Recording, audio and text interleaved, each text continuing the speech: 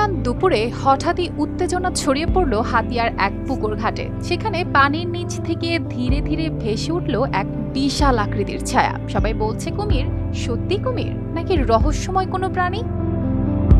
নোয়াখালীর হাতিয়ার এই ঘটনার পর থেকেই পুরো এলাকায় শুরু হয় চরম আতঙ্ক আর গুঞ্জন। এই পুকুরটা হাতিয়া পৌরসভার মজির উদ্দিন মিয়ার বাড়ি। 3 দিন আগে ওই বাড়ির রান্নাঘরের পাশে একজন দোকানদার নাকি প্রথম এই অদ্ভুত প্রাণীটাকে দেখেন। তিনি জানান, প্রাণীটা এতটাই বড় আর অজানা ছিল যে কেউ সাহস পায়নি সামনে যেতে। পরে বাড়ির এক গৃহবধূ সেই প্রাণীটিকে দেখে তার স্বামীকে জানালে তারা খবর দেন ফায়ার সার্ভিস আর বন বিভাগকে।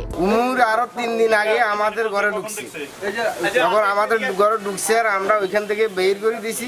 বের করে দিবার সাথে সাথে এই পুকুরে পড়ছে। এই পুকুর থেকে এখন কালকে আবার আরেক পুকুরে গেছে, ওইখান থেকে সকালে আবার এখানে আইছে।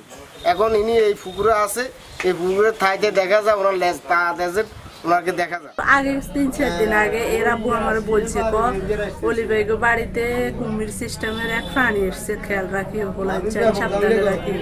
তো কালকে হঠাৎ দুপুরবেলায় কলে ফেলা দিতে গেছি।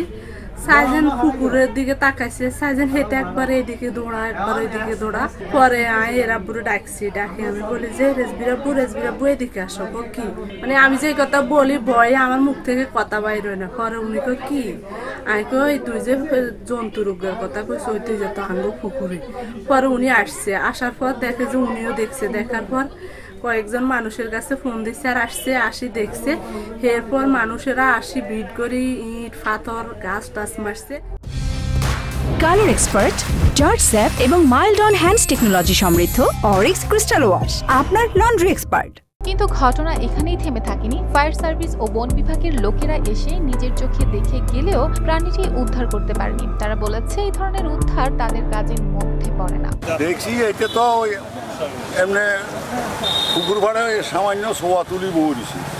এর আমরা গেছি আর মাত্র এটা ডুব দিয়েছি। আমরা মানুষ আসলাম 3 জন।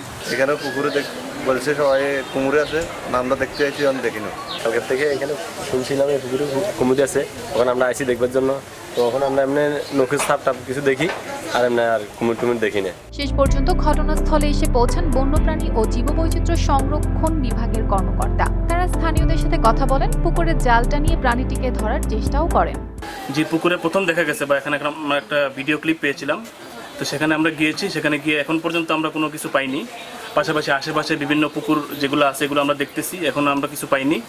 এখন আমরা চেষ্টা করতেছি যে সর্বশেষ যে পুকুরে দেখা গেছে মানুষের প্রত্যক্ষদর্শীর মতামত অনুযায়ী আমরা চেষ্টা করব যে এখানে একটা জাল টেনে মানে যদি কুমিরটা পাওয়া যায় এটা আমরা একটু কনফার্ম করার চেষ্টা করবো আর কি। এখন কেউ জানে না এই প্রাণীটা আসলে কুমির নাকি অন্য কিছু।